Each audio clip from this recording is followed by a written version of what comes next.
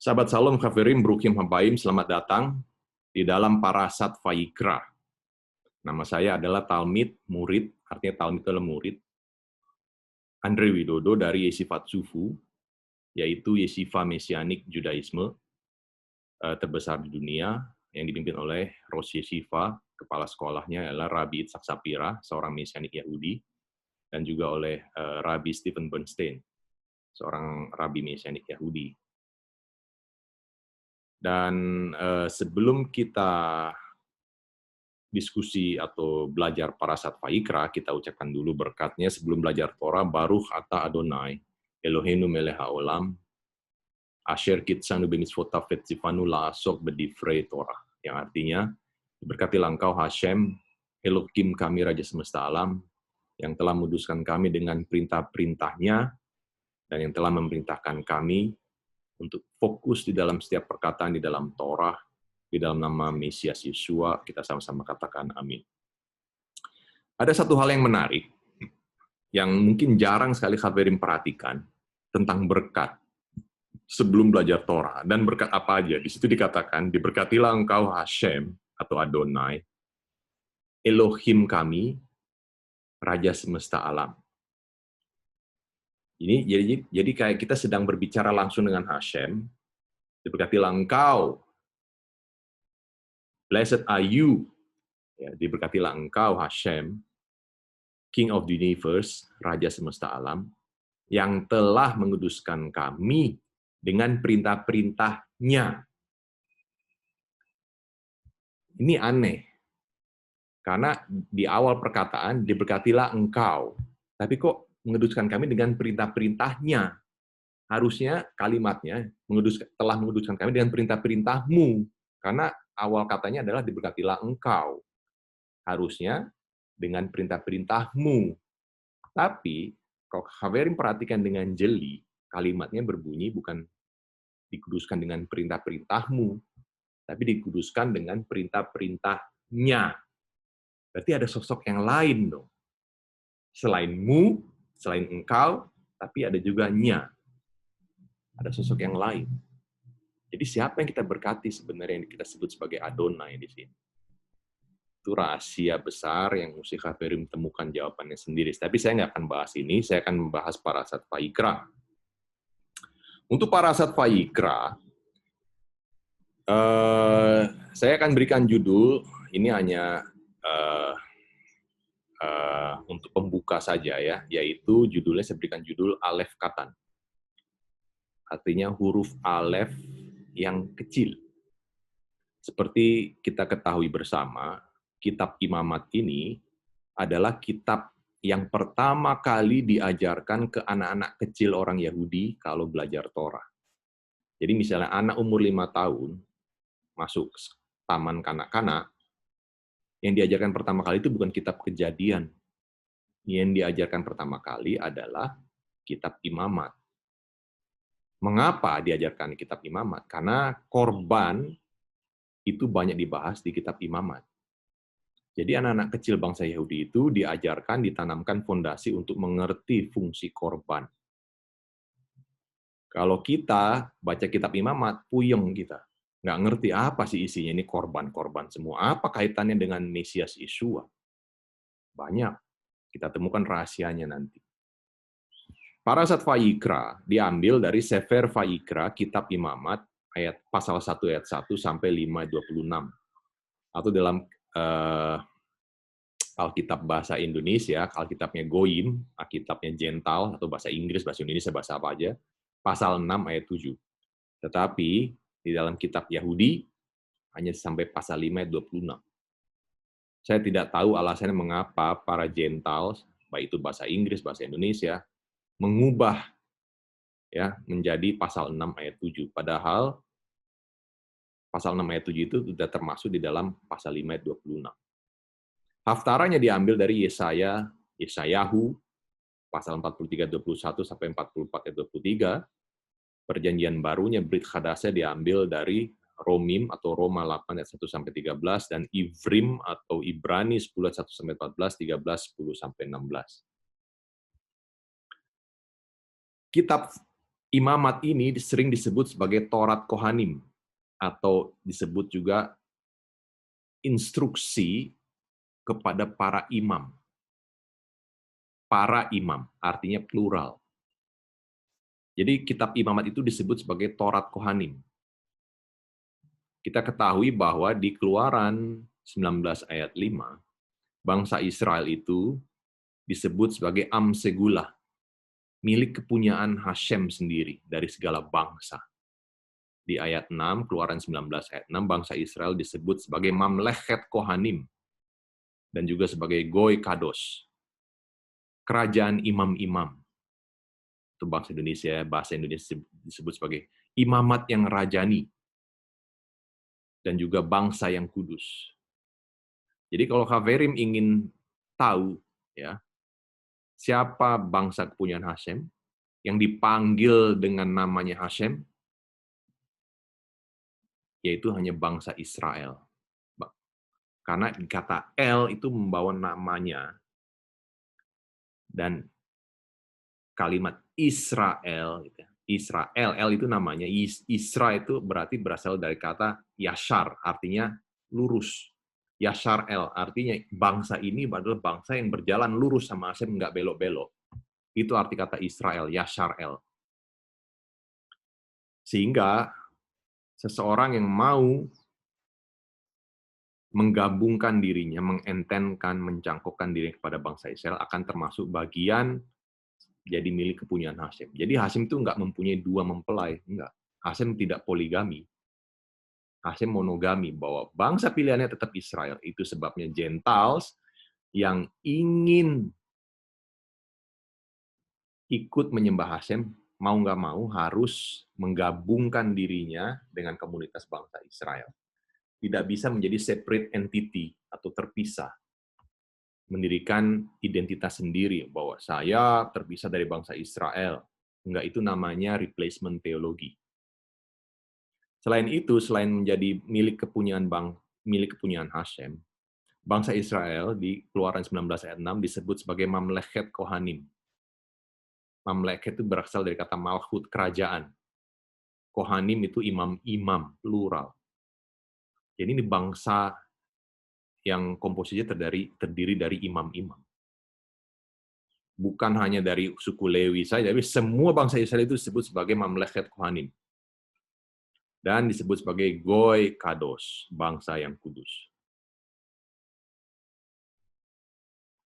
Jadi, saya ulangi lagi, kitab imamat itu disebut sebagai Torat Kohanim, atau Torat itu artinya instruksi. Ya. Kitab imamat itu adalah instruksi-instruksi yang diperuntukkan untuk para imam. Bukan hanya suku Lewi saja, tapi untuk seluruh komunitas bangsa Israel. Itu yang kita mesti pahami sebagai member atau anggota yang dicangkokkan atau dientenkan kepada bangsa Israel. Kita harus mengerti isi kitab imamat. Jangan masuk kuping kanan, keluar kuping kiri, nggak ngerti, baca, tapi kalau nggak ngerti, berarti ada selaput yang membungkus pikiran kita yang membuat kita tidak mengerti. Ini saya kutip dari Rabi saya, Rabi Stephen Bernstein, Yeshivat Sufu. Rabi Stephen Bernstein mengatakan begini, istilah Torat Kohanim atau istilah instruction to the priest atau instruksi untuk para imam-imam ini agak sedikit membingungkan, karena selain imamat itu disebut sebagai Torat Kohanim, ada satu midras halakha yang juga disebut sebagai Torat Kohanim, namanya adalah Sifra. Sifra itu adalah suatu kitab yang disebut juga sebagai Torat Kohanim. Sifra itu adalah sebuah midras halakha, artinya midras yang mengikat. Ini juga disebut sebagai Torat Kohanim. Jadi untuk membedakannya antara kitab imamat dengan Sifra, kita harus mengerti konteksnya. Ya, selamat datang di dalam dunia Judaisme. Hubungan, the connection between Sifra and Vayikra, hubungan antara Sifra dan imamat, kitab imamat, itu sangat penting. Sangat erat kaitannya. Rashi, Rabbi Shlomo Itzhaki, banyak mengandalkan pengajaran dari Sifra untuk memberikan pandangannya, untuk memberikan komentarinya terhadap kitab Imamat. Jadi dalam menginterpretasikan kitab Imamat, seseorang harus masuk ke Sifra, yaitu Midras Halakha. Jadi jangan menginterpretasikan kitab Imamat itu atau semua isi Torah itu dengan akal pikiran kita. Enggak. Harus merujuk ke sages. Apa kata sages? Itu penting untuk bisa belajar secara kosher. Jangan belajar asal-asalan. Ini Sifra, Rabbinic Commentary untuk kitab Imamat. Sifra itu disebut sebagai halakik midras. Artinya midras tapi yang sifatnya mengikat. Karena mengajarkan tentang halakha. Jadi Sifra itu is the halakik midras to the book of Leviticus. Sifra itu adalah midras halakha yang berhubungan dengan kitab Imamat. Sering disebutkan di dalam Talmud dan sering disebutkan di dalam Mishnah. Ya, seperti juga tadi kita sudah bahas, seperti juga kitab Imamat disebut sebagai Torat Kohanim, Sifra juga disebut sebagai Torat Kohanim. Salah satu Sifra yang terkenal adalah Sifra de Beiraf. Rambam, Rabbi Moshe ben Maimon mengatakan bahwa siapa pengarangnya, autornya siapa dari Sifra de Beiraf? Tidak lain dari Raf itu sendiri. Raf itu adalah seorang rabi, anak didik dari Rabbi Yehuda Hanasi, yang nama lengkapnya adalah Raf Abba bar Aifu. Dia adalah pencipta atau pengarang dari Sifra. Raf ini hidup di era tahun 200 sesudah Masehi. Dan beliau menjadi seseorang yang pertama yang membangun dinasti di Babilonia, di Irak. Dinasti arti maksudnya banyak yeshivot, banyak yeshiva di Babilonia. Dari Raf, jadi sistemnya adalah tetap berpasangan antara Raf dengan Mar Samuel. Mar Samuel itu adalah juga anak didiknya dari Rabbi Yehuda Hanasi. Rabbi Yehuda Hanasi ada hidup di tanah Israel sampai beliau meninggal. Anak didiknya, Raf, salah satunya Raf, sama Mar Samuel, pergi ke Irak, pergi ke Babilonia karena kekejaman penindasan penjajah Romawi. Di Babilonia, Romawi tidak berkuasa di sana. Tapi di daerah Babilonia yang berkuasa adalah Parsian. Nah, sekarang itu berbicara tentang introduction dulu, pengenalan dulu terhadap Sefer Vayikra. Sekarang kita mulai dari Imamat Vayikra 1 ayat 1 di situ dikatakan Vayikra el Moshe, Vayedaber Adonai elaf meohel moed lemor. Dan Hashem memanggil kepada Musa, berbicara kepadanya dari Ohel Moed, dari kemah pertemuan dengan berkata. Yang menjadi judul parasha adalah kalimat pertama dari Imamat 1 ayat 1, yaitu Vayikra. Itu sebabnya parashanya disebut parasat Vayikra. Kata Vayikra berasal dari kata kara. Kara ini bukan kara yang merek yang ada di Indonesia, ya, bukan merek kelapa yang ada di Indonesia, santan kelapa yang ada di Indonesia, bukan kara itu, tapi kara itu artinya kata kerja yang artinya adalah memanggil, mendeklarasikan, untuk mendapatkan, mengundang, membaca, dipanggil, disebutkan. The verb means to call or to summon. Artinya memanggil. Musa, sini, sini, sini. Kara itu artinya. But its context and surrounding grammatical setting determine the various shades of meaning. Tapi konteksnya bisa bermacam-macam. Artinya, kata kara ini bisa dipakai untuk konteks yang negatif, juga bisa dipakai untuk konteks yang positif. Saya berikan contoh konteks yang negatif. Kita baca di Kejadian Sefer Bereshit 4 ayat 26. Di situ dikatakan, Ulshet Gamhu Yulat Ben Vayikra. Dan Shet, to him also there was born a son. Dari Shet lahir seorang anak, dan Vayikra et Shemo Enos. Dan Shet memberi nama anaknya itu adalah Enos. Vayikra. Perhatikan yang warna merah ini, kata yang sama. Vayikra. Memanggil nama Enos. Kemudian, As, Huchal, Likro. Dan manusia mulai memanggil nama Hashem. Ini konteksnya negatif. Dan ayat ini sering dipakai, banyak dipakai oleh para pengagung nama Yahwenisme untuk menjadi dasar pengajaran. Wah, lihat manusia mulai memanggil nama Hashem di Kejadian 4 ayat 26. Tapi mereka tidak mengerti makna tersembunyi di Kejadian 4 ayat 26 ini. Mereka lupa, tidak mengerti kata huchal ini. Ini arti negatif. Arti positif kita bisa saya berikan contoh di Kejadian 12 ayat 8. Ini ketika Abraham ya, and he removed from thence onto the mountain on the east of Bethel, and pitched his tent having Bethel on the west and Ai on the east, and he builded there an altar unto Hashem. Jadi Abraham berkemah dan membuat altar kepada Hashem, dan kalimat yang sama, Vayikra Beshem Adonai, dan mulai memanggil nama Hashem.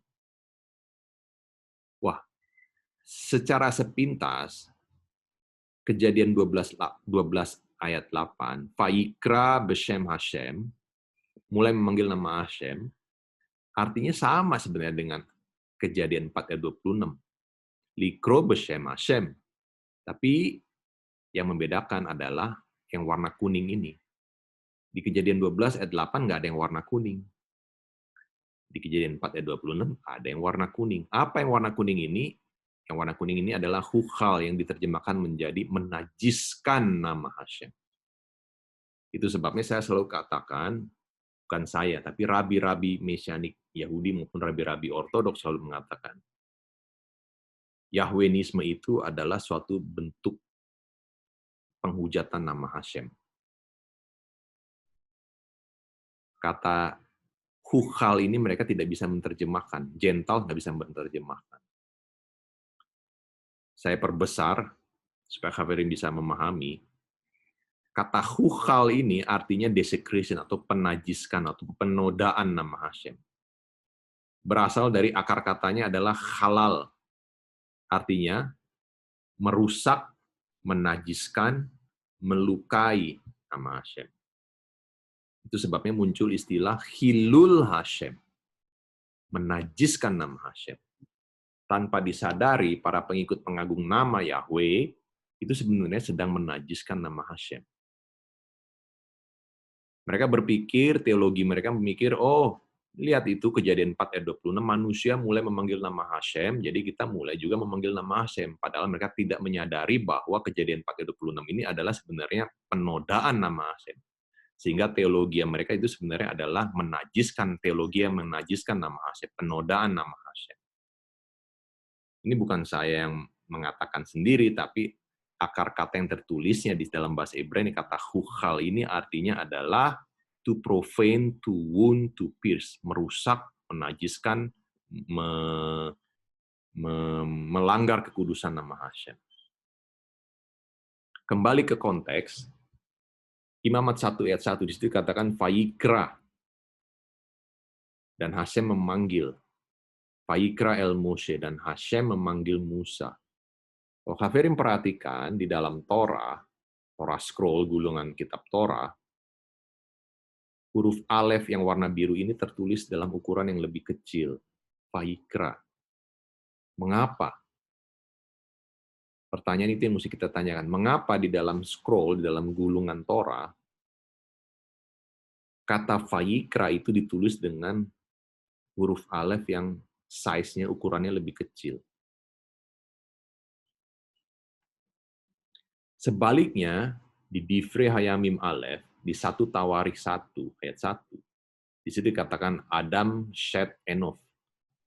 Kata Adam, huruf alefnya ditulis dengan alef yang lebih besar dibanding huruf-huruf Ibrani yang lain. Tapi kok di Imamat 1 ayat 1, huruf alefnya dibuat kecil. Pertanyaannya, mengapa Adam ditulis dengan huruf alef yang besar, sedangkan Vayikra ditulis dengan huruf alef yang kecil? Itu yang mesti kita jawab. Hasidik menjelaskan begini, huruf alef yang kecil itu melambangkan kerendahan hati, huruf alef yang besar itu melambangkan kesombongan. Adam pada mulanya adalah hasil karya Hashem. Bahkan Adam itu lebih tinggi derajatnya dari para malaikat. Tapi Adam jatuh karena dosa kesombongannya. Karena knowledge-nya mengenai kemampuan dia yang lebih tinggi daripada malaikat, itu sebabnya dia berdosa. Sebaliknya, Moshe Rebenu, Musa guru kita, walaupun ia memahami kualitasnya di hadapan Hashem, tapi ia tidak menjadi sombong. Sebaliknya, dia malah merendahkan dirinya dengan berkata, orang lain pun kalau diberikan kesempatan untuk naik ke Gunung Sinai dan bicara dengan Hashem secara personal, akan mendapatkan neshama seperti yang saya dapatkan, dan bisa menyelesaikan tugas yang diberikan kepadanya. Jadi di dalam itu kerendahan hati Musa, berbeda dengan kesombongannya Adam. Kesombongan menyebabkan seseorang jatuh. Kerendahan hati menyebabkan seseorang itu justru mendapatkan belas kasihannya Hashem. Jadi itu pilihan free will-nya ada di tangan kita semua. Mau pilih menjadi sombong atau memilih menjadi merendah hati. Ya. Mau hurufnya besar ditulis atau mau hurufnya kecil ditulis. Musa guru Torah memilih untuk dituliskan kecil. Adam memilih dituliskan besar. Tapi Adam jatuh, Musa tidak jatuh. Nah, kalau Kaverim perhatikan, huruf Alef di dalam Torah Scroll itu bisa ditulis dalam berbagai macam ukuran. Ada 3 macam ukuran. Yang besar, seperti di 1 Tawarikh 1 ayat 1, kemudian yang kecil, seperti di Imamat 1 ayat 1, dan yang rata-rata, medium. Karena because Adam was impressed with his own status, karena Adam itu sangat terkesan dengan statusnya sebagai hasil karya Hashem yang paling sempurna, itu sebabnya 1 Tawarikh 1 dituliskan huruf alefnya dengan besar. Justru itu yang menyebabkan kejatuhan seseorang. Jadi kejatuhan seseorang itu dimulai dari kesombongan. Itu asal mula jatuhnya seseorang. Sebaliknya, Musa malah nggak impress, tidak merasa penting gitu dengan kebesarannya dia. Dia menerima Torah, dia membawa Torah dari surga sampai ke bumi, tapi sebaliknya Musa malah menuliskan huruf alefnya kecil. Vayikra. Nggak perlu tulis besar, tulis kecil saja. Jadi, seseorang yang belajar Torah harus memiliki kerendahan hati, tidak sombong. Justru seseorang yang belajar Torah menjadi sombong itu akan membuat kejatuhan seseorang. Ingat, Torah itu seperti pedang bermata 2, tajam. Hati-hati. Kita lihat di dalam Bamidbar bilangan 23 ayat 4.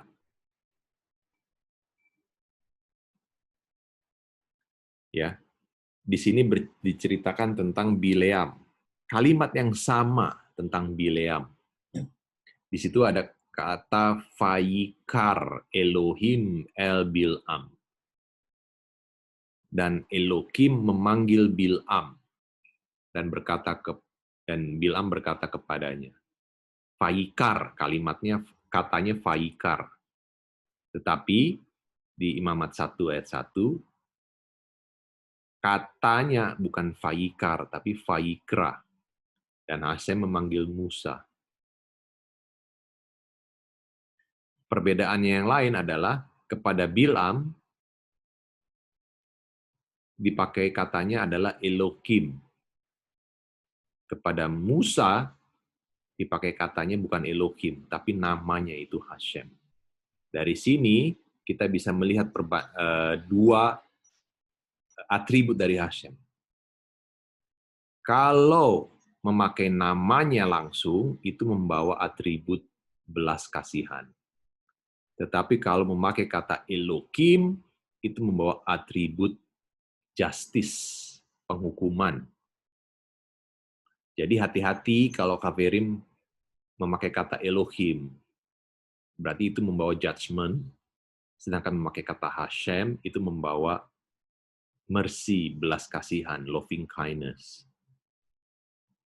Jadi kalau Kaverim mengharapkan sesuatu kepada Hashem, tolong sebutkan namanya, tolong Bapa, tolong Hashem.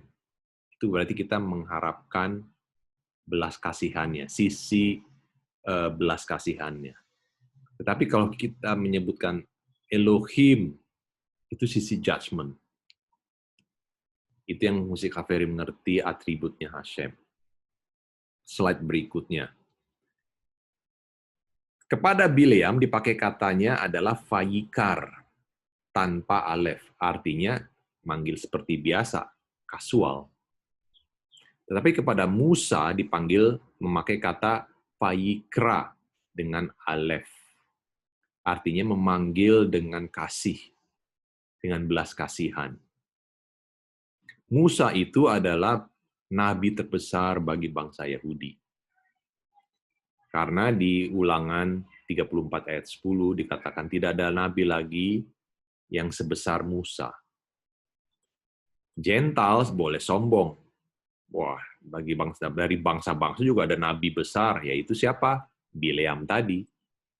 Di Bilangan 23 ayat 4. Jadi, konfrontasi antara Bileam dengan Musa itu adalah konfrontasi antara Yahudi dengan Gentiles.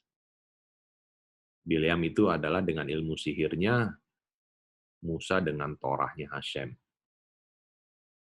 Jadi Bileam itu adalah nabi bagi Gentiles.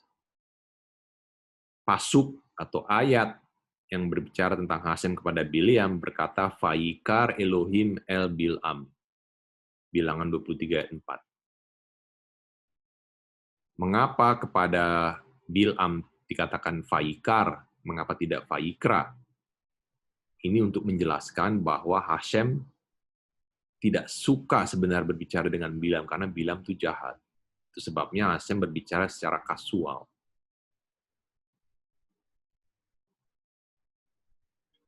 Nah, Musa sebaliknya sebenarnya ingin memakai juga Vayikar juga di Imamat 1 ayat 1. Karena Musa itu adalah orang yang rendah hati. The most humble person who ever lived. Musa mau menulis Vayikar el Moshe. Tapi Hashem nggak setuju, karena Hashem begitu mengasihi Musa karena kerendahan hatinya, Hashem memaksa kepada Musa, jangan tulis Vayikar, tapi tulis Vayikra. Karena Hashem yang mengatakannya, jadi Musa menuliskan Vayikra, tapi dengan kerendahan hati, Musa menuliskan huruf alefnya dengan huruf kecil. Itu penjelasan dari Baal Haturim. Mengapa kata Vayikra di Imamat 1 ayat 1 ditulis dengan huruf alef yang kecil. Apa yang bisa kita pelajari dari ayat 1 ini, dari kata Vayikra dengan huruf alef yang kecil? Hashem selalu melihat kerendahan hati seseorang. Seperti ada tertulis di Misle atau Amsal 15 ayat 33. Di situ dikatakan, Yirat Adonai musar chokmah, velifnei kavod anava. Ada rabi di Sefat namanya Rabi Alon Anava, artinya Rabi Alon yang rendah hati. Nah, Amsal 15 ayat 33, di situ dikatakan, takut akan Hashem itu adalah memahami musar, memahami hokmah. Hokmah itu hikmat, wisdom. Before honor goes humility. Sebelum seseorang ingin dihormati, harus ada kerendahan hati. Velifne kavod anava. Kerendahan hati dalam bahasa Ibrani adalah anava. Hashem melihat kerendahan hati seseorang. Di Perjanjian Baru juga mengajarkan hal yang sama, paralel dengan apa yang diajarkan Torah, paralel dengan apa yang diajarkan di kitab para nabi, paralel dengan apa yang diajarkan di Ketuvim, di tulisan-tulisan. Efesus 4 ayat 2 di situ dikatakan bechol nimichut fa'anava, dengan segala kerendahan hati dan kelemah lembutan dan saflanut, long suffering, showing forbearance to one another in ahava. Kita harus mempunyai hubungan satu sama lain di dalam komunitas Judaisme, baik itu ortodoks maupun mesianik, maupun yang belum percaya Yesua atau sudah percaya Yesua, orang-orang Yahudi yang percaya Yesua atau orang Yahudi yang belum percaya Yesua, itu harus didasari oleh poin-poin ini. Harus ada kerendahan hati satu sama lain, kelemah lembutan, ya, kasih persaudaraan, dan saling mengasihi, ahava, ahavat kinam, baseless love, kasih yang tidak berdasar. Kalau mengasihi jangan minta embel-embel. Kalau mengasihi aja. Jangan mengasihi tapi ada maksud. Itu remedi atau obat dari baseless hatred, kebencian yang tidak mempunyai alasan. Itu kunci penting untuk bisa mempercepat datangnya Mesias. Menghapus dosa sinat hinam, menghapus dosa baseless hatred, kebencian terhadap satu sama lain yang tidak beralasan. Yesua mengatakan di Perjanjian Baru, kalau kamu datang untuk kalau kamu datang untuk berdoa, tetapi kamu mempunyai masalah dengan saudaramu, selesaikan dulu masalahmu dengan saudaramu, baru kamu datang kepada Hashem untuk berdoa. Jadi, untuk bisa menyelesaikan masalah dengan sesama kita harus ada kerendahan hati, humility, kelemah lembutan. Mungkin ada yang mengatakan, wah susah saya, berat saya. Saya sudah merasa disakiti sejauh ini, selama ini, susah untuk saya menjadi rendah hati. Ketika kita mengatakan susah, justru disitulah akar permasalahannya. Itulah kelipah, itulah selaput yang membungkus kita, yang menghalangi kita untuk bisa jalan lurus dengan Hashem. Itu yang mesti disunat, mesti dikuliti. Kalau sudah dikuliti, kita akan bisa merasakan manisnya buah itu. Manisnya kerendahan hati. Kita di Perjanjian Baru membaca buah-buah roh adalah kasih dan seterusnya. Itu buah. Buah sebelum bisa dinikmati itu harus dibersihkan dulu. Dikupas dulu. Kalau misalnya senang makan duren, senang makan mangga, mesti disunat dulu, baru bisa menikmati manisnya. Kalau kita masih susah untuk melakukan kerendahan hati, kelemah lembutan, kita tidak akan bisa menikmati manisnya hidup bersama Hashem. Kalau kita ingin bisa menikmati manisnya hidup bersama Hashem, kupas dulu penghalangnya. Karena di bawah kulit itu, di bawah kelipah itu, di bawah penghalang itu, baru ada rasa manis itu. Lanjut di slide berikut. Studying Torah makes people humble. Belajar Torah itu seharusnya membuat orang itu menjadi rendah hati.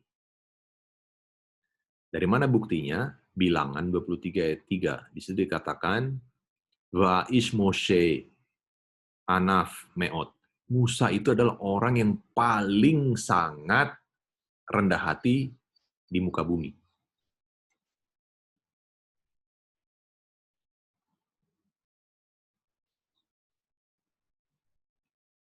Musa itu adalah orang yang paling rendah hati di muka bumi. Musa itu guru Torah. Jadi, seseorang yang belajar Torah, buah-buahnya itu kelihatan. Apa buah-buahnya? Pasti orang itu rendah hati. Setiap pohon, ini mengutip perkataan Yesua di Perjanjian Baru. Pohon duren akan menghasilkan buahnya duren. Artinya, kalau seseorang memang benar-benar belajar Torah, pasti akan menghasilkan buah yang manis. Buah yang manis itu apa? Kerendahan hati. Tapi seseorang yang tidak bisa menunjukkan buah-buah kerendahan hati, kelemah lembutan, kesabaran, ketahuan kok. Orang ini nggak pernah belajar Torah. Ketahuan. Karena framework-nya begitu. Kita nggak bisa ngeles di hadapan Hashem. Barometernya itu Torah. Jadi belajar Torah itu akan membuat seseorang menjadi rendah hati. Mau diinjek-injek, ya nggak apa-apa, baru Hashem, bersyukur. Mau difitnah, ya baru Hashem, bersyukur. Mau diejek-ejek, baru Hashem bersyukur bisa mengalami ejekan. Karena nggak semua orang bisa menerima ejekan. Kalau kita diejek, dihina, direndahkan, berarti itu ujian buat naik kelas. Berarti Hashem berpikir bahwa kita mampu menghandle ini. Kita mampu overcome ini. Itu sebabnya seseorang yang belajar Torah itu adalah belajar untuk menjadi overcomer. Seseorang yang mampu menang. Itulah artinya aliyah, naik gunung, naik level. Lanjut di slide berikutnya, Vaikra, Imamat 1 ayat 2. Tapi sebelumnya saya ini ada pertanyaan dari seseorang. Beliau bertanya begini.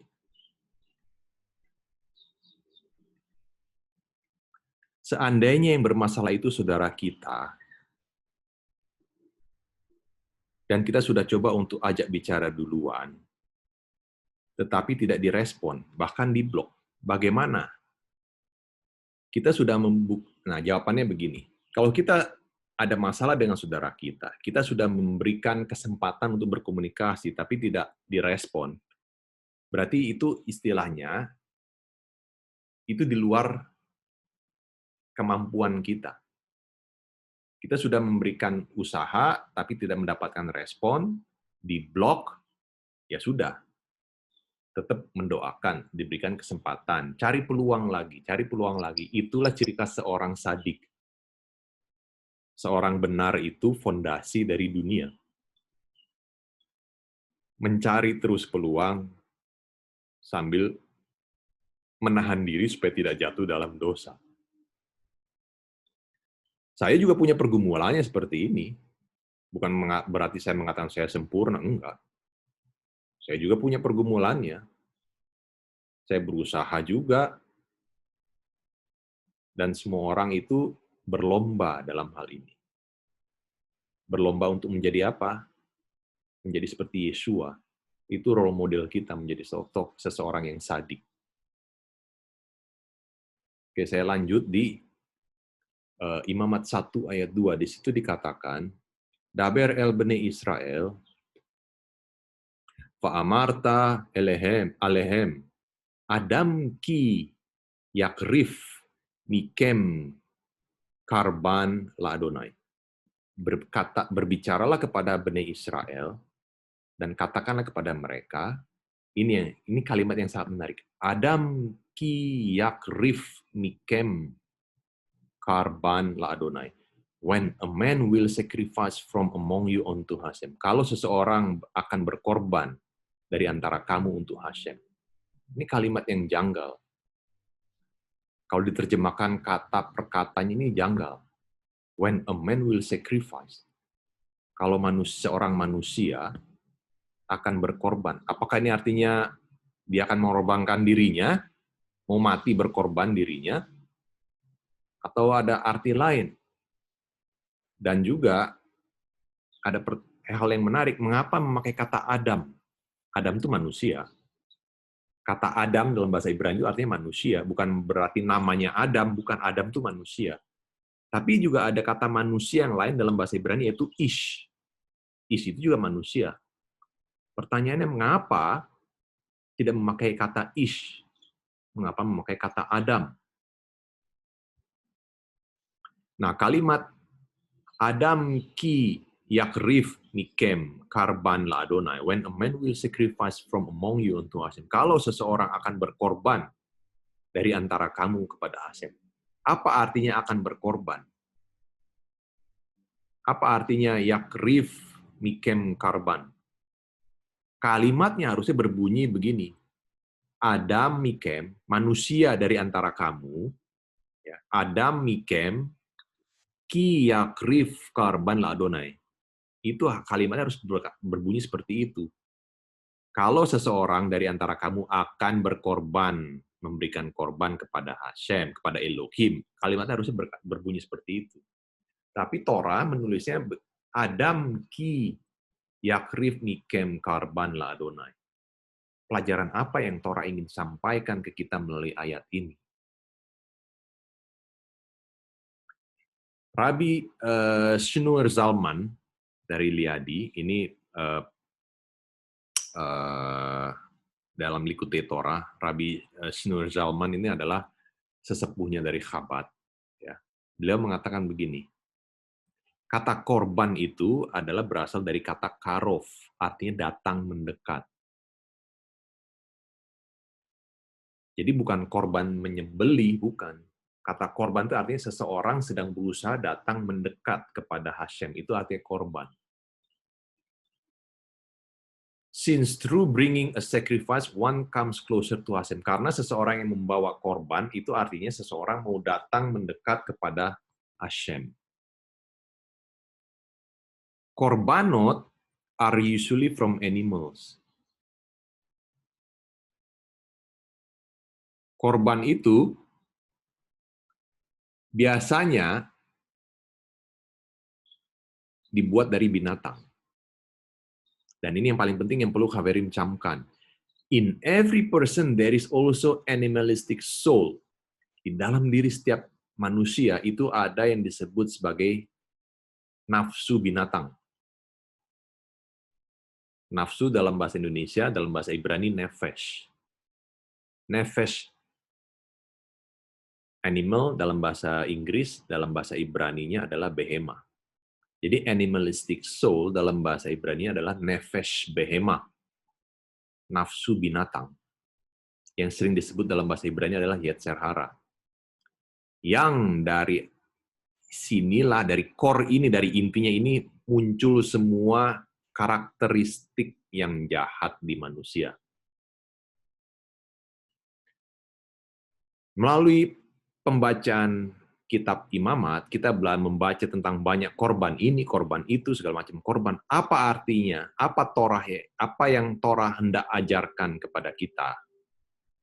Torah mengajarkan kepada kita bahwa in addition to bringing an animal as Adam ki yakrif, sebagai tambahan dari membawa binatang dari manusia, korban adalah ketika seseorang berusaha datang mendekat kepada Sang Penciptanya. Artinya, datang mendekat kepada Sang Pencipta artinya adalah dia mesti membawa dirinya sendiri, dia mesti refine, dia mesti memurnikan animalistic instingnya dari dalam, dan membawa kepada Hashem korban la Adonai, menjadi datang mendekat kepada Hashem. Jadi kalau Khaverim belajar tentang kitab Imamat, itu sebenarnya Khaverim yang diajarkan adalah Haverim yang harus mengorbankan nafsu binatang di dalam diri Haverim. Itu korban yang sebenarnya.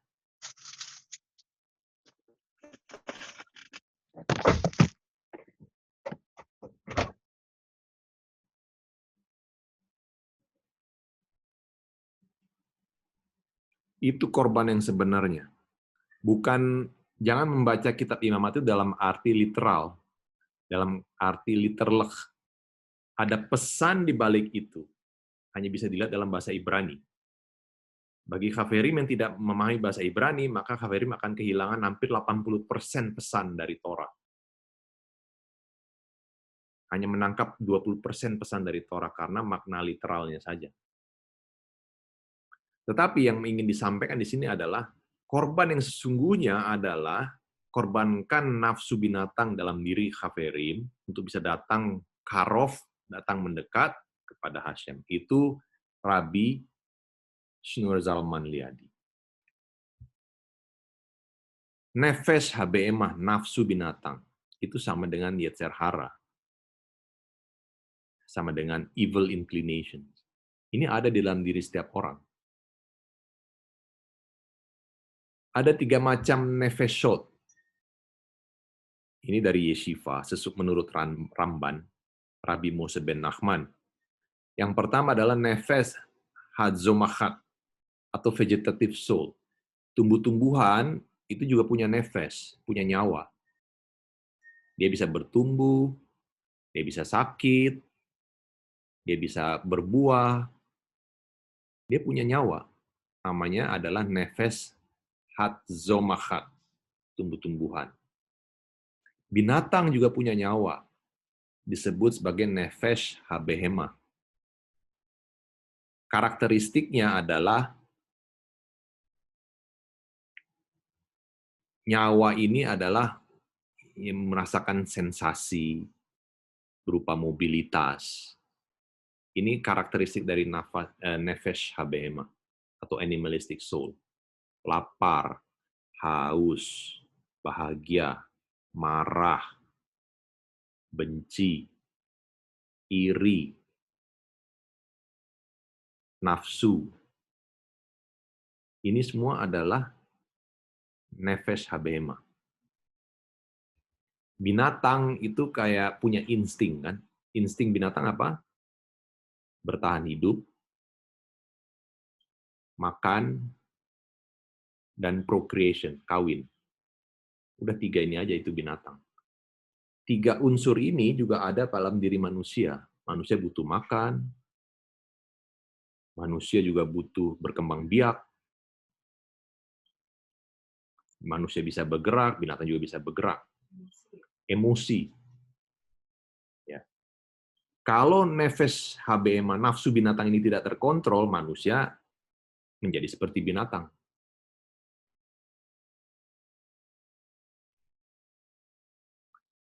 Tapi manusia diberikan lagi level di atas dari nefesh habema, disebut sebagai nefesh hamaskelet, yang disebut sebagai rational soul. Ini disebut sebagai neshama. Merujuk kepada Kejadian 2 ayat 7. Vaipach bafiv nishmat chaim. Ketika Hashem menciptakan manusia, Hashem meminjamkan neshama, menghembuskan nafas. Menghembuskan itu artinya bukan tiup, tapi meminjamkan sesuatu dari dirinya Hashem kepada manusia, sehingga manusia menjadi makhluk yang hidup. Jadi ada partikelnya Hashem dalam diri manusia, sehingga manusia itu menjadi makhluk yang hidup, artinya memiliki rasional, bisa berpikir. Berpikir sehat, berpikir seperti Hashem. Nah, nefesh hamaskelet ini memberikan kemampuan kepada manusia untuk logika, rasional, berbicara, menganalisa, free will. Ini semua adalah dari nefesh hamaskelet dalam tanda kurung neshama. Ini 3 macam nefeshot. Nefesh hadzomachat, nefesh habehema, nefesh hamaskelet dalam tanda kurung neshama. Lanjut. Berbicara tentang korban, tadi dikatakan bahwa korban yang paling penting itu adalah menyembelih, mengorbankan nafsu binatang di dalam diri seseorang. Jadi artinya ini adalah self-sacrifice, yaitu mesirut nefesh dalam bahasa Ibraninya. Kalimat Adam mikem yikref korban, artinya di sini adalah Torah merujuk kepada voluntary offering, korban yang harus sukarela. Itu sebabnya ketika kita mengerti kitab Imamat, kita akan mengerti korban Yeshua itu bukan korban manusia. Karena apa? Dia voluntarily memilih di Injil atau di Besora Yohanan, di Injil Yohanes, Yesus mengatakan, aku sengaja memberikan nyawaku supaya aku bisa memperolehnya kembali. Inilah disebut mesirut nefesh. Ini saya kutip dari Sene Luchot Habrit Torah Sebiktav Sefer Vayikra Torah Or Vayikra pasal 1. Jadi kalau kita mengerti tentang esensi tentang korban di kitab Imamat, binatang apa sih binatang-binatang yang dibahas di sini? Ini merujuk pada nefesh habema, animalistic soul, nafsu binatang di dalam diri manusia itu harus disembeli in order supaya manusia bisa datang mendekat kepada Hashem.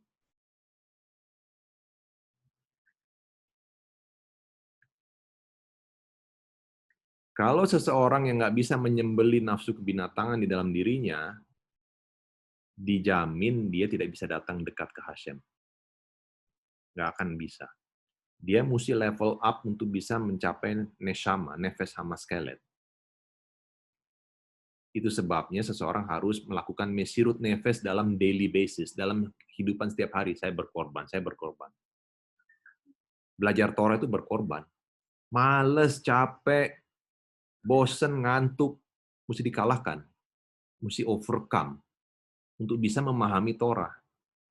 Itulah menyembeli nafsu binatang. Ngantuk itu nafsu binatang, nefesh habema. Capek, nafsu binatang. Males, nafsu binatang. Maunya santai-santai, relax. Kayak singa kalau udah kenyang gitu, duduk santai, bengong-bengong. Itu nafsu binatang. Rabbi Nubahya mengatakan begini, kalimat Adam ki yakrif mikhem korban la Adonai. Mengatakan begini, sesuai dengan grammarnya dari kalimat di atas ini bisa saja diartikan sebagai human sacrifice secara teoretik, secara teorinya. Wah, berarti Torah mengajarkan boleh memberikan human sacrifice, korban manusia. Apakah begitu? Tunggu dulu.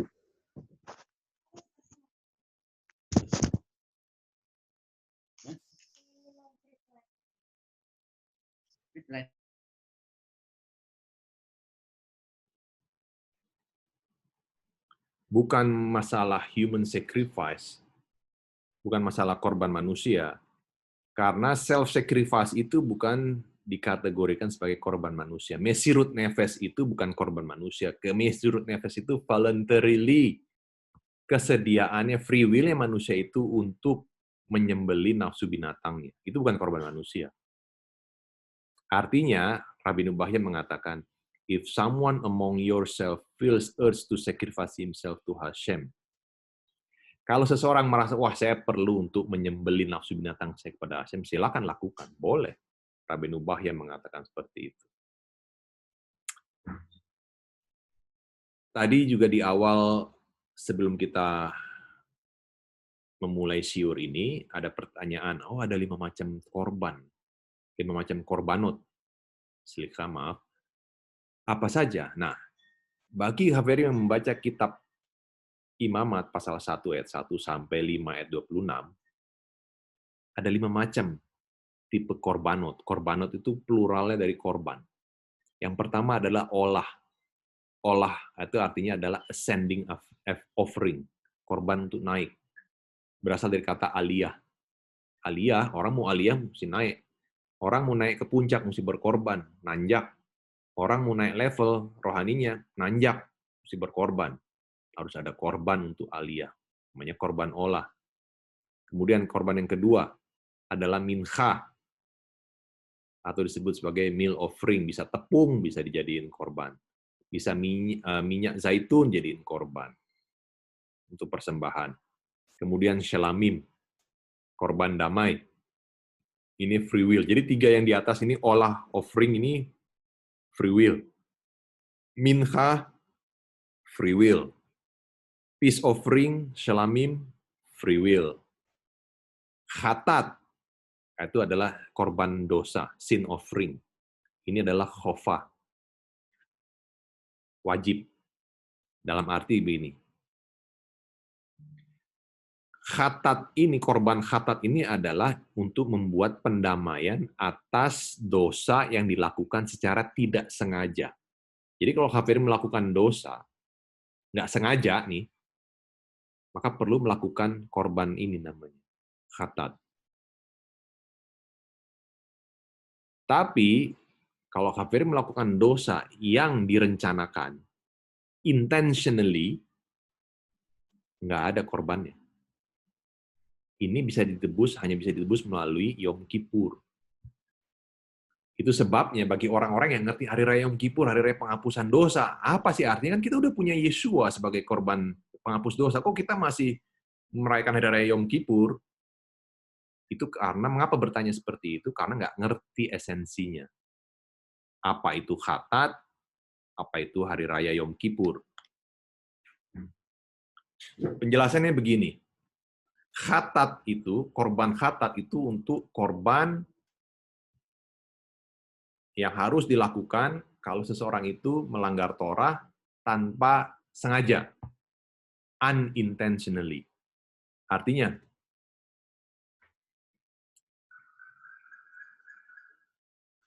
saya berikan contoh begini.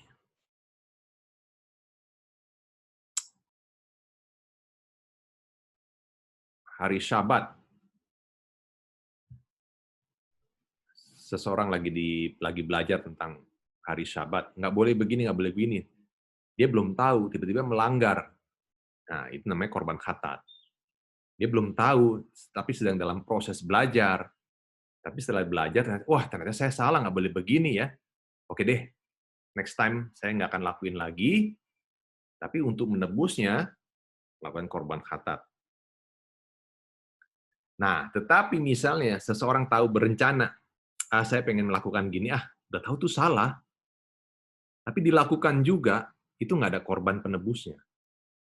Korban penebusnya hanya bisa dilakukan pada saat Hari Raya Yom Kippur. Sehingga misalnya Hari Raya Yom Kippur tanggal 10 Tishri, tiba-tiba tanggal 11 Tishri, dia berencana melakukan dosa. Besok saya, misalnya yang dicontoh, lampu merah, wah bentar lagi lampu merah ini, aduh udah buru-buru nih, bablas saya deh, udah rencana nih, bablas lampu merah, dosa, salah. Tanggal 11 Tishri itu dosa, direncanakan, terjadi, nggak ada penebusannya sampai nanti tahun depannya, sampai 12 bulan kemudian, Hari Raya Yom Kippur, baru dosa itu bisa ditebus. Jadi selama hampir 12 bulan, hidup dengan dosa itu. Lalu kita yang percaya Yesua, bagaimana kaitannya dengan menghapus dosa? Nah, tadi seperti yang kita bahas, sebelum seseorang bisa melakukan korban olah, korban mincha, korban selamim, korban khatat, korban asyam, ini semua harus dibuka dalam suatu acara yang namanya melakukan korban tamid, tamid offering. Korban tamid ini adalah korban pembuka. Kematian Yesua dalam Mesirut Nefes, self-sacrifice, Kiddush Hashem, itu adalah identik dengan korban tamid di dalam Torah. Karena Yesua mati, maka kita bisa datang mendekat kepada Hashem membawa olah, kita bisa datang mendekat membawa mincha, bisa datang mendekat membawa shelamim, kita bisa datang mendekat kepada Hashem membawa korban dosa, kita bisa datang mendekat kepada Hashem membawa korban asyam.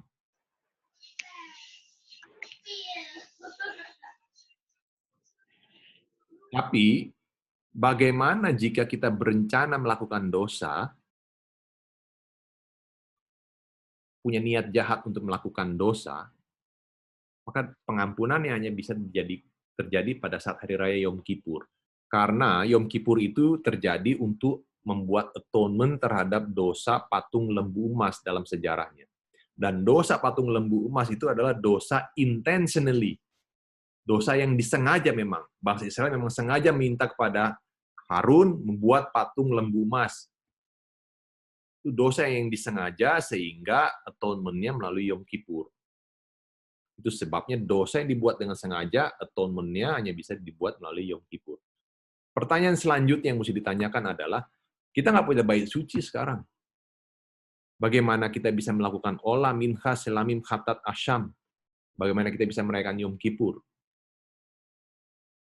Bagi seseorang yang nggak punya Yeshua, memang tidak ada bait suci di muka bumi ini. Tetapi yang mesti kita ingat bahwa ada bait suci lagi di Hashamayim, di surga. Dari mana kita tahu? Karena kota Yerusalem dalam bahasa Ibrani adalah Yerushalaim, artinya plural. Kata im Yerusalem berarti ada dua kota Yerusalem, yaitu Yerusalem yang ada di bumi dan Yerusalem yang ada di surga. Di bumi ini memang nggak ada bait sucinya, sehingga orang yang tanpa nggak ada Yeshua tidak bisa melakukan, yang hidup tanpa Yeshua tidak bisa melakukan 5 tipe korban ini di muka bumi. Tapi Baruch Hashem bagi kita yang mempunyai Yeshua, karena masih ada bait suci yang ada di Hashamayim di surga. Dan sosok seseorang yang telah naik ke surga menjadi imam besarnya di bait suci di sana adalah Yeshua. Itu sebabnya bagi mereka yang punya Yeshua, kita tetap bisa melakukan 5 korbanot ini. Olah, mincha, selamim, khatat, asyam. Dan juga pada hari raya Yom Kippur, di bait suci di surga, imam besar bisa masuk ke ruang Maha Kudus yang ada di surga untuk bisa memberikan atonement, pendamaian pada saat hari raya Yom Kippur. Baruch Hashem bagi orang yang punya Yeshua. Dia adalah Memtet, dia adalah El Shaddai. Yang bisa masuk face to face dengan Hashem di ruang Maha Kudus. Itu sebabnya penting belajar Torah tanpa meninggalkan Yeshua. Jangan terjebak di dalam Judaisme tapi tidak mempunyai mediatornya. Kita mempunyai mediator yang lebih tinggi dari manusia biasa yang bisa masuk ke ruang Maha Kudus yang ada di Hashamayim.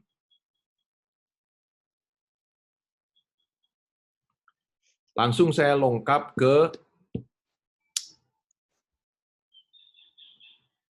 Vayikra Imamat 4 ayat 1-3. Di situ dikatakan, Vaidaber Adonai el Moshe lemor. Dan Hashem berkata kepada Musa, katakanlah. Daber el Bnei Israel lemor. Katakanlah kepada anak-anak Israel. Katakanlah. Nefesh ki techeta bisgaga micho mitzvot Adonai. Asher lo teashena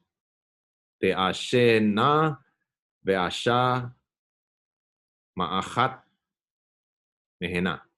Berkatalah kepada bangsa Israel, berkata, if anyone shall sin through error, jika seseorang berdosa, melakukan kesalahan, if any of the things which Hashem has commanded not to be done, jika seorang melakukan error, melakukan sesuatu yang Hashem larang, dia harus melakukan begini. Siapa yang bisa bahasa Ibrani di sini? Coba silakan. Ayat 3, coba baca.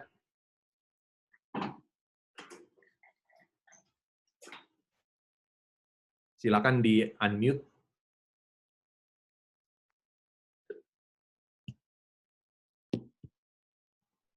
Coba siapa yang bisa bahasa Ibrani. Silakan baca ayat 3 ini.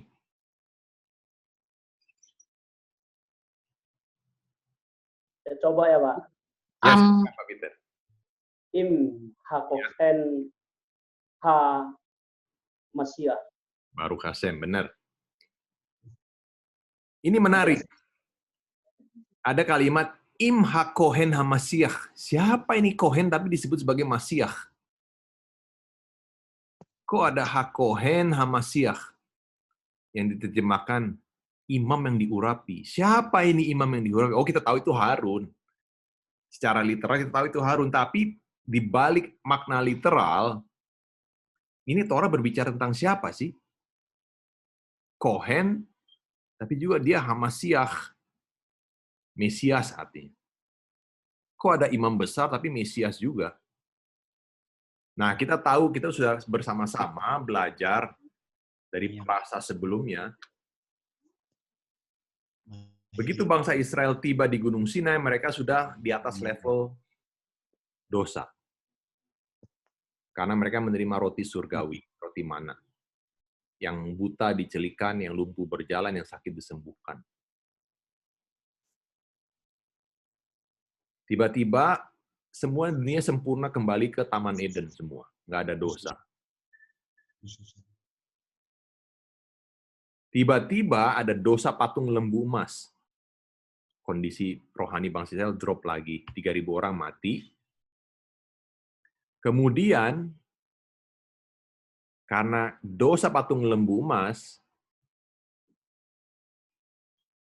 Hasem mau memusnahkan bangsa Israel, tapi Musa mohon ampun. Bahkan Musa meminta, blotted out my name. Hapuskan nama saya dari kitab kehidupan kalau engkau nggak bisa maafkan bangsa Israel. Karena permohonan Musa, Hasem mengampuni, 2 loh batu pertama hancur, Hasem mengampuni bangsa Israel, dan Hasem memerintahkan Musa membuat 2 loh batu yang baru, ditambahkan kutuk sebagai hukum Taurat. Asam urat dan ginjal jangan tiap hari. Ini disebut sebagai kutuk hukum Taurat. Yang di perjanjian baru disebutkan. Kemudian, di Keluaran 25:8, Vesachanti Betochem, Hasem memerintahkan Musa, oke, saya ampuni bangsa Israel karena dosa patung lembu emas. Karena dosa itu, maka Hasem nggak bisa tinggal bersama bangsa Israel, tapi harus dibuat mikdas, kemah suci, tabernakel. Supaya apa dibuat kemah suci? Supaya bangsa Hasem bisa, sekinanya bisa tinggal di dalam setiap orang Yahudi. Nah, kita lihat sebelum dosa patung lembu emas tidak dibutuhkan namanya kemah suci, tidak dibutuhkan bait suci. Karena semua sudah sempurna. Kembali Hasem bisa merestorasi kondisi dunia kembali ke Gan Eden. Tetapi begitu dosa ada, hadir, maka diperlukan sekarang konsep bait suci, kemah suci, tabernakel. Supaya Sekinah bisa ada dalam bangsa Israel. Nah, kita lihat kaitannya begini. Kohen Hamasiah ini tidak bisa ditahbiskan kalau belum ada kemah sucinya. Itu sebabnya perlu bangsa Israel bersatu, memberikan persembahan, sukarela, pada satu rumah, yang sudah kita bahas, untuk membangun kemah suci.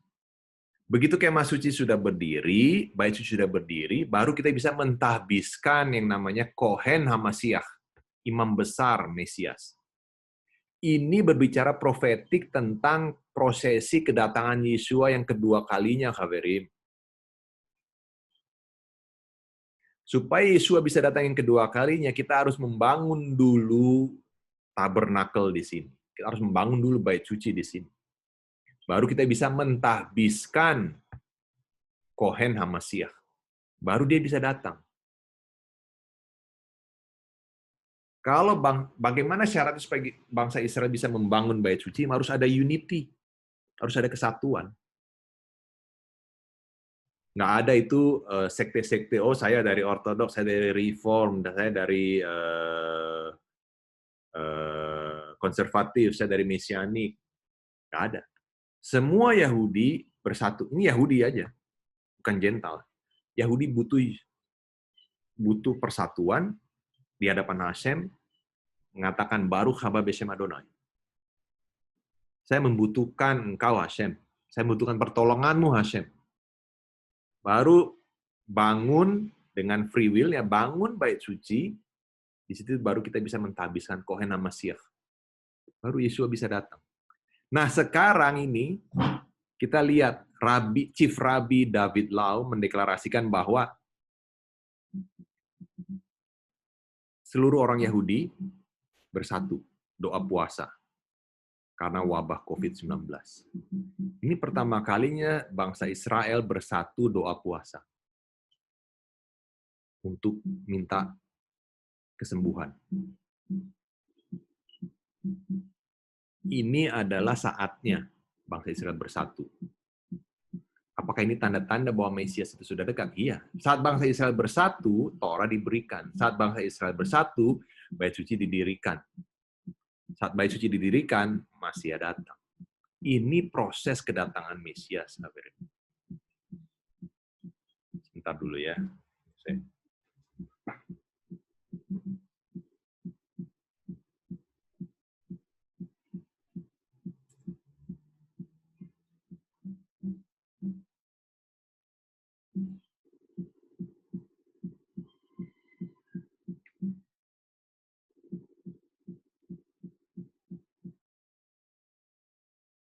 Oke. Jadi, kalau kita perhatikan bahwa Imamat 4 ayat 1-3 ini berbicara tentang nubuat kedatangan Mesias. Jadi, Imamat 4 ayat 1-3 ini berbicara tentang makna profetik, makna nubuat, bagaimana Mesias bisa datang. Karena kalimat Hakohen Hamasiah, imam besar yang diurapi. Imam besar Masiah, dia imam besar dan juga Mesias.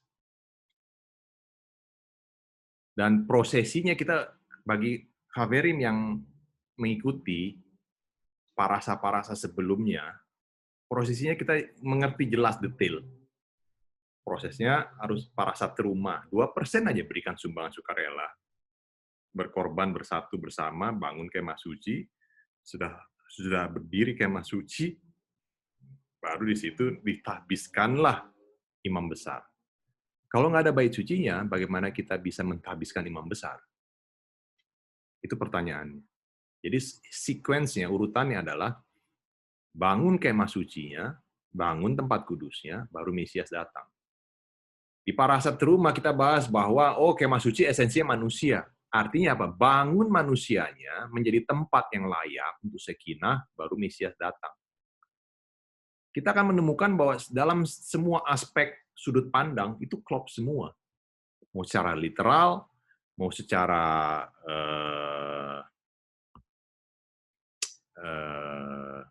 remes, secara kode, ya, itu klop semua.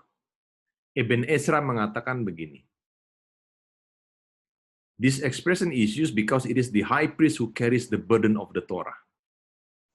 Ini Ibn Ezra.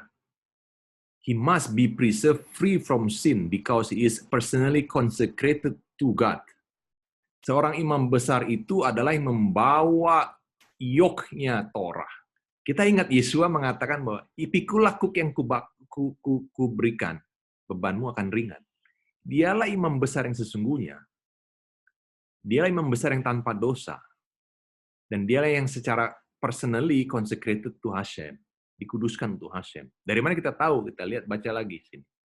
Sforno, Rabbi Obadiah Sforno dari Itali, di dalam Talmud Berachot 34b dikatakan bahwa kalau seseorang error dalam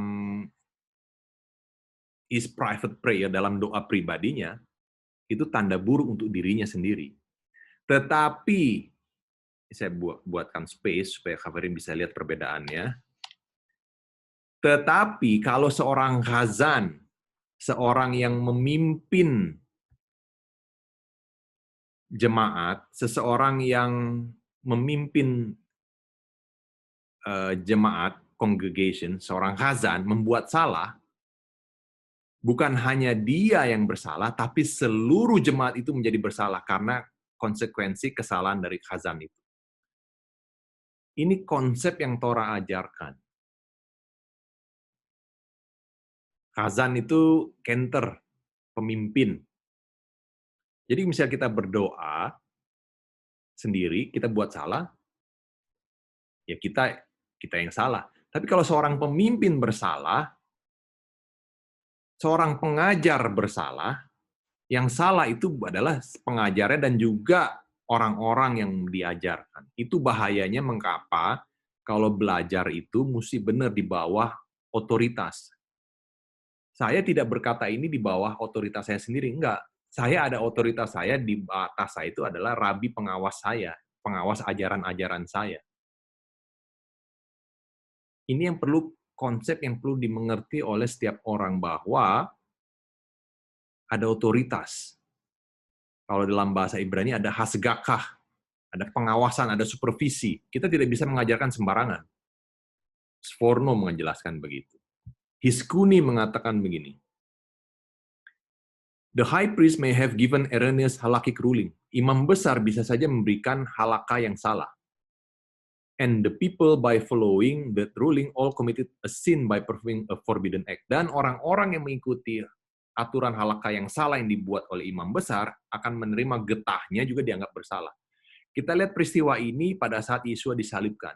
Imam besar saat itu Kayafas mengatakan di hadapan Pilatus, tanggungkan dos darahnya di atas bangsa kami. Dan itu terjadi benar. We know that it was the duty of the people to accept halakhic ruling of the high priest. Memang benar, Torah mengajarkan bahwa keputusan dari imam besar itu mengikat, binding, ada halakhic ruling. Karena apa? Torah mengatakan di Sefer Devarim, di Ulangan 33 ayat 10, mengatakan bahwa mereka orang Lewi adalah yang berhak, bertugas, berkewajiban mengajar semua orang tentang mispatim, tentang aturan-aturan di dalam Torah. Ini kewajibannya orang suku Lewi, bukan Gentiles. Bukan orang dari suku Benyamin, bukan orang dari suku Dan, dari suku Gad, dari suku Asher, dari suku Ruben, bukan. Ini tugas khusus yang diberikan oleh Hasem kepada suku Lewi untuk mengajarkan Torah. Jadi Gentiles jangan ngaku-ngaku Yahudi. Gentiles jangan ngaku-ngaku dari suku Lewi. Orang Yahudi sendiri nggak berani ngajar kalau mereka itu tidak berasal dari suku Lewi. Jadi jangan membuat Gentiles itu tambah parah. Gentiles tugasnya belajar, mencangkokkan diri, mengentenkan diri.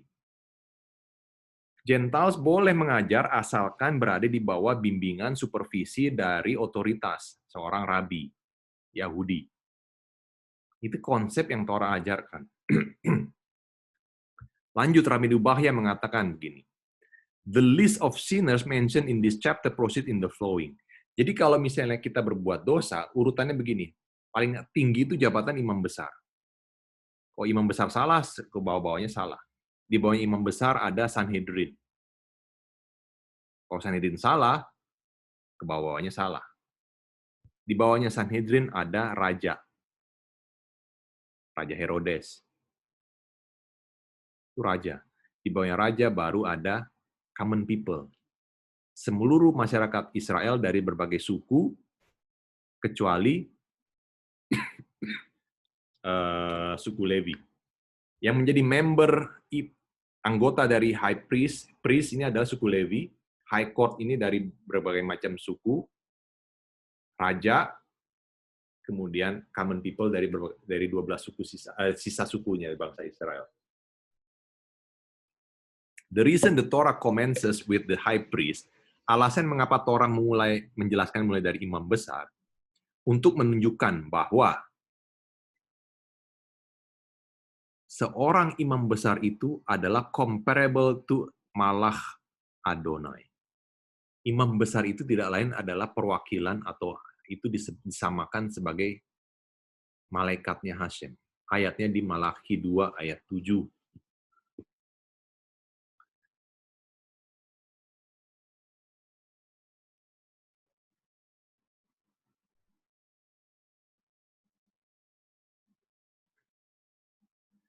Ada pertanyaan dulu sebentar, saya pause sebentar. Dikatakan bahwa Yeshua adalah sang penebus dosa kita. Mengapa kematiannya di hari raya Paskah, bukan di hari raya Yom Kippur?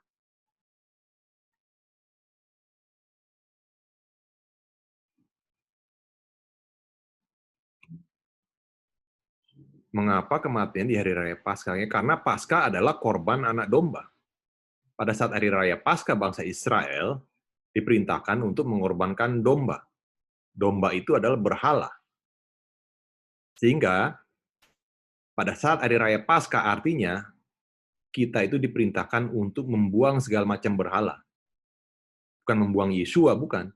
Yesua harus menanggung segala macam yetzer hara, harus segala macam hal-hal yang tameh dari bangsa Israel, supaya bangsa Israel bisa memulai proses penebusan. Itu makna kematian di hari raya Paskah. Kenapa bukan di hari raya Yom Kippur? Sekali lagi saya jelaskan. Hari raya Yom Kippur itu tidak berdiri sendiri. Tidak ada hari raya Yom Kippur kalau belum dimulai dari hari raya Paskah. Itu sebabnya Paskah itu dimulai pada saat bulan ke-1, yaitu bulan Nisan. Yom Kippur hari raya adalah pada bulan ke-7. Jadi kita harus melihat hari raya itu dalam satu kesatuan. Tidak bisa ada hari raya Yom Kippur tanpa hari raya Paskah. Jadi yang membuka korban untuk hari raya Yom Kippur harus ada hari raya Paskah dulu. Yaitu artinya orang harus membuang segala berhala dulu. Karena domba itu adalah berhalanya orang Mesir. Itu jawaban yang pertama, pertanyaan pertama. Pertanyaan nomor 2. Imam besar berasal dari suku Lewi. Mengapa Yesua disebut imam besar sedangkan dia berasal dari suku Yehuda? Nanti akan saya jawab pertanyaan ini. Sabar. Urutannya jadinya berdasarkan Rabbi Nubahya adalah imam besar, Sanhedrin, raja, dan common people. Dan imam besar itu diibaratkan sebagai malaikat Hashem. Malaikat 2 ayat 7. Di sini disebut malaikat 2 ayat 7. Di situ dikatakan, Ki sifte kohen yishmeru da'at vetora yevaksu mipihu ki malah Adonai sefaothu. Karena imam besar itu adalah malah Adonai sefaot. Imam besar itu adalah malaikatnya Hashem. Dan bukan kebetulan bahwa hanya ada satu malaikat yang berhak masuk ke ruang Maha Kudus di bait suci di surga sana, yang bertemu dengan Hashem, malaikat itu adalah Memtet. Memtet itu tidak lain adalah dari El Shaddai, dan sesuai dengan Maksor Rosasana, nama dari Metatron itu adalah Yeshua, Sarhapanim, Prince of the Face. Haverim bisa lihat kan relasinya, kalau Haverim tekun mengikuti siur parasat, dari parasa ke parasa. Sekarang kita lihat tadi, konsep bahwa imam besar itu adalah malaikatnya Hashem. Kita baca di Maaseh Haslichim, Kisah Para Rasul 23:1-5. Di situ Rabbi Saul dihadapkan kepada Sanhedrin dan imam besar. Ayat 1, 23:1. And as he gazed at the Sanhedrin, pada saat dia berhadapan kepada Sanhedrin, Rav Saul berkata, saudara-saudaraku, saya hidup di hadapan Hashem sampai hari ini dengan hati yang tahir, dengan hati yang murni. Saya tidak melanggar hukum Taurat. Saya tidak melanggar Torah, saya tidak melanggar halakah. Ini pengakuan dari Rav Saul, dari Paulus, bahwa walaupun sudah menerima Yesua sebagai Mesias, ia tetap hidup sebagai seorang Yahudi dan tidak melanggar Jewish laws, tidak melanggar hukum-hukum agama Yahudi. Dia tetap hidup dengan lev tahor, hati yang kudus, tidak bertentangan dengan halakah, tidak bertentangan dengan Torah. Ayat 2, dan imam besar Hanania memerintahkan seorang datang kepada Rav Saul dan menampar. Kemudian Rav Saul berkata kepada orang yang menamparnya. Ini di pengadilan loh. Hashem is about to strike you, you whitewash wall. Hashem yang akan menampar kamu. Kamu yang dinding-dinding putih. Kamu duduk di sini menghakimi saya berdasarkan Torah, tetapi kamu sendiri melanggar Torah karena kamu menyerang saya. Dasar ayatnya, Imamat 19 ayat 15, Ulangan 25 ayat 1 dan 2. Jadi kita tahu kualitasnya Rabbi Saul. Di hadapan sidang pengadilan, dia bisa berbicara tetap tentang Torah untuk menunjukkan kesalahan kepada orang-orang di depan pengadilan yang di dalam pengadilan itu setiap perkataan itu tuh direkam.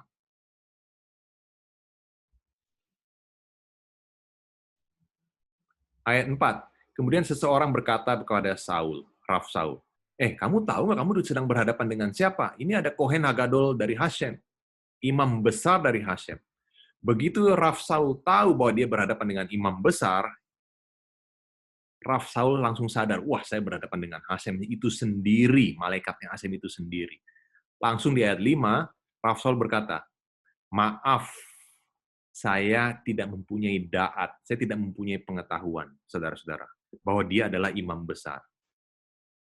Karena ada tertulis di Keluaran 22 ayat 27 atau 28, Nasi vamecha lo taor, seorang pemimpin bagi bangsamu tidak boleh kamu lason harakan, tidak boleh kamu hina, tidak boleh kamu jelek-jelekan.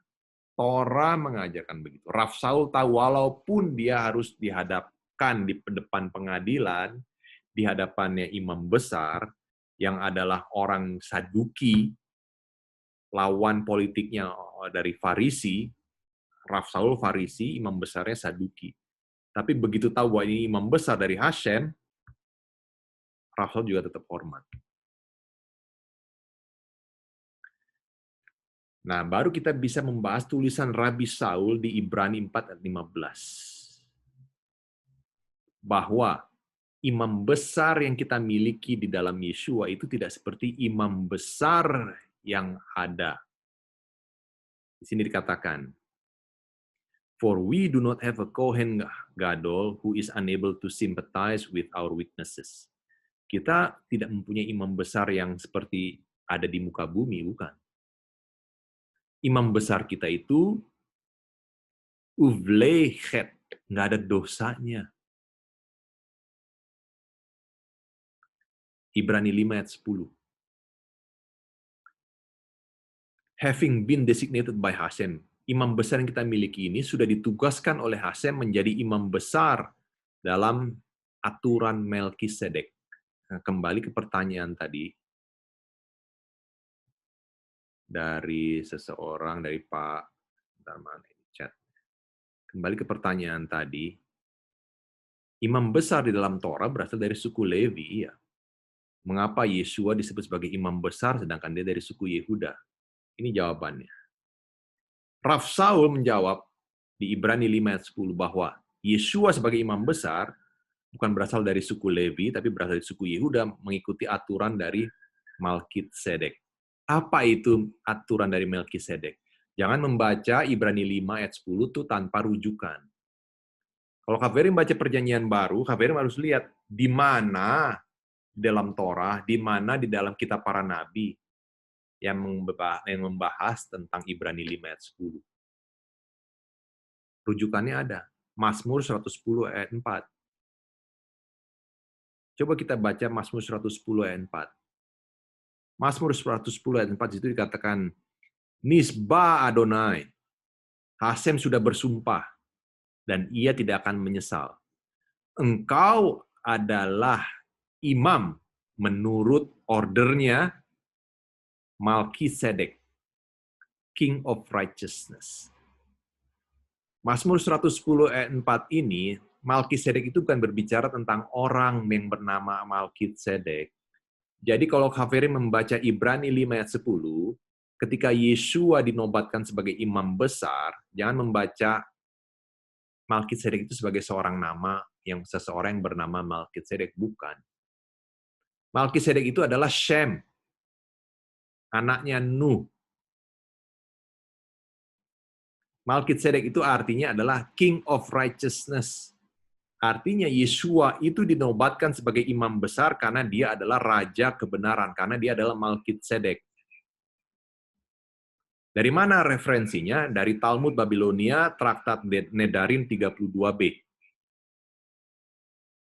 Diceritakan begini, ketika Abraham habis berperang, ya, Shem datang kepada Abraham, Shem anaknya Nuh.